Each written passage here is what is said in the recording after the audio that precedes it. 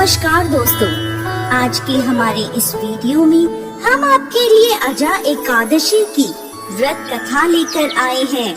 एक समय की बात है, कुंती पुत्र युधिष्ठिर ने श्री कृष्ण से पूछा, हे भगवान, भाद्रपद कृष्ण एकादशी का क्या नाम है? इस व्रत को करने की क्या विधि है? कृपा करके आप मुझे इस व्रत की विधि, कथा और इसका महत्व सुनाइए। भगवान श्री कृष्ण कहते हैं, धर्मराज, भाद्रपद कृष्ण पक्ष की एकादशी का नाम अजा एकादशी है। यह समस्त पापों का नाश करने वाली है। इस एकादशी के दिन भगवान श्री हरि विष्णु की पूजा की जाती है। जो मनुष्य इस दिन श्री हरि विष्णु की पूजा करते हैं, उन्हें वैकुंठ की प्राप्ति होती है। आइए अब मैं आपको अजा एकादशी की व्रत कथा सुनाता हूँ। सत्यवादी हरिश्चंद्र नाम का एक चक्रवर्ती राजा राज्य करता था। उसने विश्वामित्र को दक्षिणा छुपाने के लिए अपना सारा राज्य त्याग दिया, साथ ही अपनी पुत्री, पुत्र तथा स्वयं को बेच दिया। वह राजा चांडाल का दास बनकर सत्य को धारण करता हुआ मृतकों का वस्त्र ग्रहण करता रहा, मगर किसी प्रकार से वह सत्य से विचलित नहीं हुआ।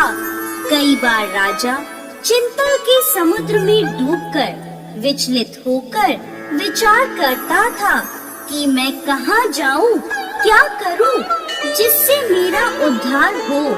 इस प्रकार राजा को कई वर्ष बीत गए। एक दिन राजा इसी चिंता में बैठा हुआ था कि गौतम ऋषि वहाँ आ पहुँचे। राजा ने उन्हें देखकर दंडवत प्रणाम किया और आप बीती सारी दुख भरी कहानी सुनाई।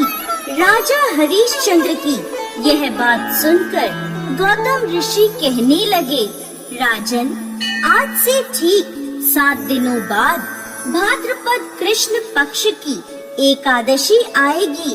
इस एकादशी को अजा एकादशी कहा जाता है। आप विधि पूर्वक इसका व्रत करें। इस व्रत के प्रभाव से आपके समस्त पाप नष्ट हो जाएंगे। इस प्रकार राजा से कहकर गौतम ऋषि उसी समय अंतर्ध्यान हो गए। राजा ने उनके कहे अनुसार एकादशी आने पर विधि पूर्वक व्रत किया, जागरण किया।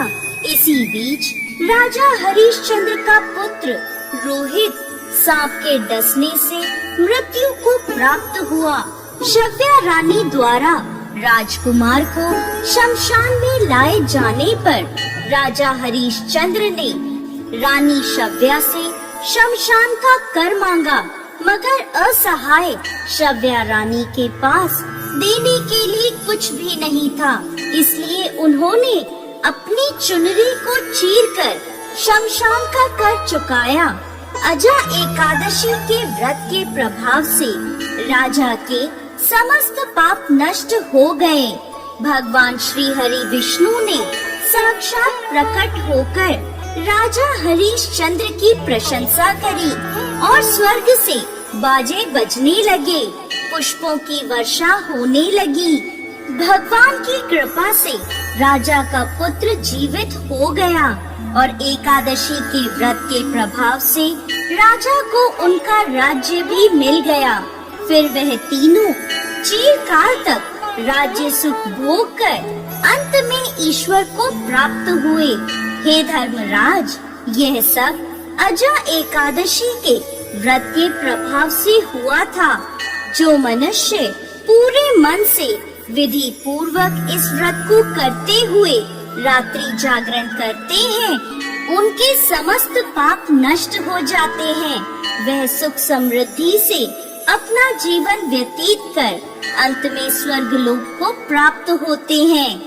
इस एकादशी की कथा को सुनने मात्र से अश्वमेध यज्ञ का फल प्राप्त होता है। जय श्री हरि विष्णु।